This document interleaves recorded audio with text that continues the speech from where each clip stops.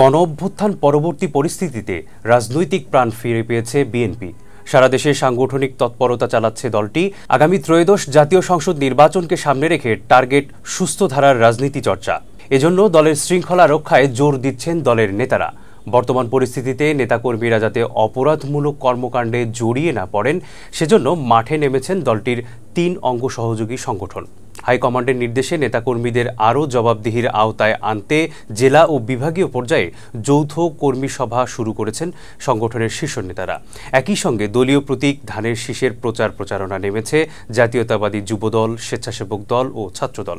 এদিকে শনিবার থেকে যৌথ কর্মসভা শুরু করেছেন জাতীয়তাবাদী দলের ৩ সংগঠন।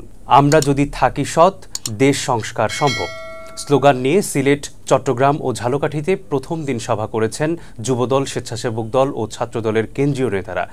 এদিন জেলায় দলের নির্বাচনী প্রতীক ধানের শীষ সংবলিত লিফলেট বিতরণ করবেন তারা।